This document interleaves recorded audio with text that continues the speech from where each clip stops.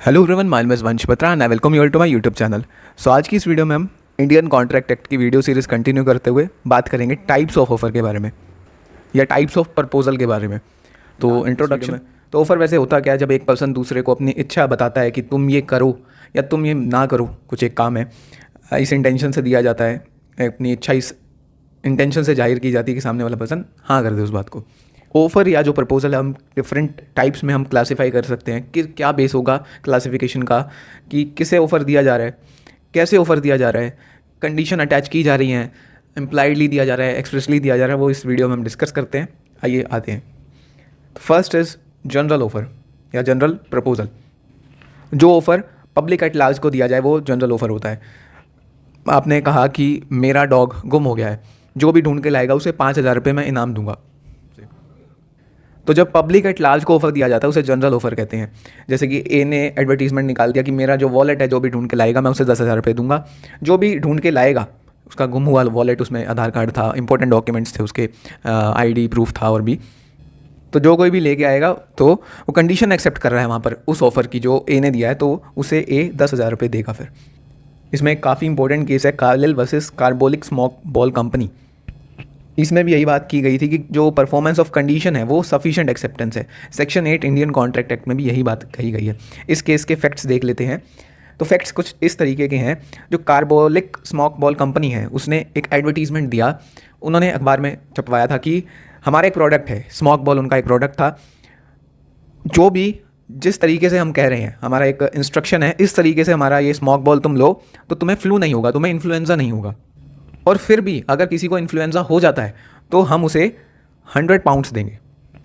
तो Mrs Carlill ने ही इस कंपनी पे केस किया था। मिसेस कार्लिल ने जिस तरीके से इंस्ट्रक्शन थी, जिस तरीके से कंपनी ने कहा था कुछ कि 2 हफ्ते तक लेना है और दिन में 3 बार लेना है, तो जिस तरीके से कंपनी ने कहा था मिसेस कार्लिल ने वैसे ही वो मेडिसिन ली, उनकी स्मोक बॉल ली, फिर भी उन्हें फ्लू हो गया, इन्फ्लुएंजा हो गया था उन्हें। तो जैसे ही उन्हें फ्लू हुआ तो उन्हें मिसेस कार्लिल ने क्लेम कर लिया रिवॉर्ड की, अब तुमने जनरल ऑफर दिया था पब्लिक को, मैंने एक्सेप्ट कर लिया, तो कंपनी को अब 100 पाउंड्स देने पड़ेंगे। कंपनी ने रिफ्यूज़ कर दिया, कहा कि यहाँ कोई ऑफर हुआ ही, मतलब कोई बाइंडिंग कॉन्ट्रैक्ट नहीं हुआ। यहाँ पर जजमेंट आई थी कोर्ट की। जजमेंट में कोर्ट ने क्या कहा था कि जो एडवर्टीजमेंट दी थी कंपनी ने वो एक जनरल या फिर एक यूनिलेटरल ऑफर थी। दोनों के बीच में कोई डिफरेंस नहीं होता, जो एक डिफरेंस होता है वो आगे डिस्कस करेंगे इसी वीडियो में। तो जो कंपनी ने एडवर्टीजमेंट दी थी वो एक जनरल ऑफर थी, और कोई भी अगर जिस तरीके से उन्होंने बोला था मेडिसिन यूज़ करने के लिए वो कर लेता तो वो एक्सेप्टेंस हो जाता उनके ऑफ़र का। तो मिसेस कार्लिल ये केस जीत गई थी और उन्हें रिवॉर्ड दिया गया था। ये था जनरल ऑफर। नेक्स्ट है यहाँ पर specific offer. Specific offer is general offer public at large को दिया जाता है। स्पेसिफिक ऑफर एक स्पेसिफिक पर्सन को दिया जाता है या फिर एक ग्रुप ऑफ पर्सनस को दिया जाता है। जैसे आप खड़े हो, आपने कहा अपने दोस्त को कि 10 लाख रुपए का मैं घर बेच रहा हूँ, तुम लोगे क्या? अब आपने ये ऑफ़र अपने दोस्त को दिया है, ए ने बी को दिया कि 10 लाख रुपए का मेरा घर खरीदोगे क्या? तो वो जो बी है ना वही एक्सेप्ट कर सकता है ऑफ़र, कोई और एक्सेप्ट नहीं कर सकता। Only the person to whom the offer is made can accept it. या तो एक स्पेसिफिक पर्सन को दिया हो या ग्रुप ऑफ पर्सन्स को दिया हो, मतलब 4 लोग खड़े हैं उनको दे दिया ऑफर, तो वो चारों ही एक्सेप्ट कर सकते हैं, कोई पाँचवा आके एक्सेप्ट नहीं कर सकता है अनलेस एंड अनटिल आप ऑफर नहीं देते उसको। नेक्स्ट यहाँ पर है काउंटर ऑफर। काउंटर ऑफर क्या होता है?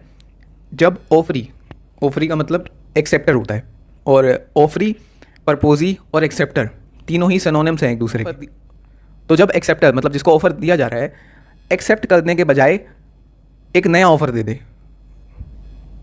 तो उसे काउंटर ऑफर कहते हैं। जैसे आपने अपने दोस्त को कहा कि मेरी बाइक मैं बेच रहा हूँ, सेकेंड हैंड है, 50,000 की, तो आपके दोस्त ने कहा कि मैं 40 की खरीदूंगा ये बाइक। अब आपके फ्रेंड ने क्या करा है, जो आपने ऑफर दिया था ना उस ऑफर को अल्टर करके चेंज करके एक नया ऑफर दे दिया आपको। आपने कहा 50,000, उसने कह दिया 40,000। अब ऑफर उसकी साइड से है, अब एक्सेप्टेंस आप दोगे, तो आपके फ्रेंड ने यहाँ पर जो दिया है वो काउंटर ऑफर कहलाएगा। जो काउंटर ऑफर है वो ओरिजिनल ऑफर को डिस्ट्रॉय कर देता है। इसमें ये हाइड वर्सेस रेंच का केस है, यहाँ पर ये देखते हैं, इंपॉर्टेंट केस है। तो रेंच ने कहा हाइड को कि 100 पाउंड्स में मेरा फार्म खरीदोगे क्या? हाइड ने कहा कि 950 पाउंड में खरीदूंगा, तो रेंच ने रिजेक्ट कर दिया। वही यहाँ पे लिखा हुआ है, इसने कहा कि 1000, इसने कहा नहीं 950। हाइड ने कहा नॉट इंटरेस्टेड। अब रेंच कहता है कि जो तुमने ये ऑफ़र दिया था मैं इसको एक्सेप्ट करता हूँ। अब ये वाला ऑफ़र क्या ये एक्सेप्ट कर सकता है? जो ये वाला ऑफ़र है क्या रेंच एक्सेप्ट कर सकता है क्या? नहीं कर सकता, बिकॉज जब आपने ये 950 का ऑफ़र दिया ना कि मैं 950 पाउंड्स में खरीदूंगा, ये वाला जो ऑफ़र है ऑलरेडी डिस्ट्रॉयड हो चुका था। जैसे ही आपने ये बोला कि मैं तो 950 पाउंड की खरीदूंगा तुम्हारा फॉर्म, तो यही डिसीजन आया था इस केस में कि जो काउंटर ऑफर है वो ओरिजिनल ऑफर को एंड कर देता है। काउंटर ऑफर क्या है ये भी समझ आया होगा। नेक्स्ट है यहाँ पर क्रॉस ऑफर। जब दो पार्टी आइडेंटिकल ऑफर्स करें एक दूसरे को और एक पार्टी को ये ना पता हो कि सामने वाले ने ऑफर किया है, उसे क्रॉस ऑफर कहते हैं। एग्जांपल देता हूँ, वही सेम एग्जांपल है। ए ने कहा कि मैं 5 लाख में अपनी कार, तुम्हें बी को ऑफर दिया कि मैं 5 लाख में अपनी कार बेच रहा हूँ। क्या हुआ, अब ये चिट्ठी लिखी थी या इसने ईमेल लिखा था मान लीजिए। अब बी ने, ये घर बन गया वैसे, चिट्ठी या ईमेल मान लो इसको। उसी दिन बी ने भी ईमेल या चिट्ठी लिखी ए को कि 5 लाख में मैं तुम्हारी कार खरीदना चाहता हूँ। मतलब यहाँ से ए ने ऑफ़र कर दिया बी को, यहाँ से बी ने ऑफ़र कर दिया ए को। किस बारे में? कार के बारे में। और दोनों का अमाउंट भी यहाँ पे सेम था। दोनों ने ऑफ़र करा, एक ने बेचने के लिए करा, एक ने खरीदने के लिए करा। और ना ए को बी के ऑफ़र के बारे में पता था, ना बी को ए के ऑफ़र के बारे में पता था। तो इससे बोलते हैं क्रॉस ऑफ़र। तो जब ऐसा होता है, सेम पार्टीज़ होंगी, सेम जो टर्म होंगी, कार के बारे में इन्होंने ऑफ़र एक दूसरे को ऑफ़र करा है, सेम अमाउंट के बारे में ऑफ़र करा है कि 5 लाख और 5 लाख, और एक दूसरे के ऑफ़र के बारे में पता भी नहीं है, तो क्वेश्चन ये आता है कि यहाँ ऑफ़र एंड एक्सेप्टेंस हो जाता है क्या? नहीं होता है। ये बस 2 ऑफर्स हैं, या तो अब बी एक्सेप्ट कर ले या ए एक्सेप्ट कर ले, तब ऑफ़र माना जाता है। मतलब तब ऑफ़र का एक्सेप्टेंस माना जाता है। केस है यहाँ पर टिन वर्सेस हॉफमैन, ये भी इंपॉर्टेंट केस है। यही जो मैंने अभी यहाँ पर बात बताई, यही इस केस में हेल्ड हुई थी। इसके इफेक्ट्स पर आते हैं। तो टिन ने हॉफमैन को एक ऑफ़र दिया था। ऑफ़र किस बारे में था कि क्या तुम मुझसे 800 टन लोहा खरीदोगे, और एक स्पेसिफिक प्राइस था। स्पेसिफिक प्राइस हम 1000 पाउंड मान लेते हैं। ये एक चिट्ठी लिखी थी हॉफमैन ने टिन को, और सेम डे टिन ने हॉफमैन को लिखा था कि मुझे तुमसे 800 टन लोहा चाहिए, और प्राइस भी सेम ही लिखा था कि मैं चाहता हूँ 1000 पाउंड में मिल जाए। तो इस केस में जजमेंट ये आई थी कि दोनों के दोनों इंडिपेंडेंट ऑफर थे। अगर सेम टर्म्स हैं तो इसका मतलब ये नहीं कि ऑफर एंड एक्सेप्टेंस हो गया। एक्सेप्टेंस बनाने के लिए, कॉन्ट्रैक्ट बनाने के लिए एक ऑफर एक्सेप्ट होना चाहिए था वहाँ पर। नेक्स्ट यहाँ पर स्टैंडिंग या कंटिन्यूइंग ऑफर है। एक ऐसा ऑफर जो कि कुछ समय तक ओपन रहता है और उस समय वो कभी भी एक्सेप्ट किया जा सकता है। ये जो एग्जांपल मैं बताता हूँ यहाँ पर, सी एक सप्लायर है, स्टेशनरी आइटम का सी की शॉप है, स्टेशनरी शॉप है। उसने एक स्कूल के साथ, डी एक स्कूल है, डीपीएस मान लेते हैं, उसने एक स्कूल को कहा कि मैं आपको 1 साल तक सप्लाई करूँगा स्टेशनरी आइटम्स की, आप मुझसे आकर ले सकते हैं। तो ये 1 साल का पीरियड है। यहाँ पर सी जो है सप्लायर है, स्टेशनरी का शॉप का मालिक है। तो मान लीजिए ये 1 साल का पीरियड है। यहाँ पर मान लीजिए स्कूल ने कहा कि हमें 20,000 रुपये का सामान सेंड कर दो। ये ऑफ़र इस टाइम तक ओपन है। तो यहाँ जैसे कहा स्कूल ने, यहाँ एक्सेप्टेंस हो जाएगी। यहाँ फिर कहा स्कूल ने 1 लाख का माल चाहिए, यहाँ एक्सेप्टेंस हो जाएगी। फिर यहाँ कहा कि 30,000 रुपये का सामान चाहिए, यहाँ एक्सेप्टेंस हो जाएगी। तो इस पीरियड में एक्सेप्टेंस होती रहेगी।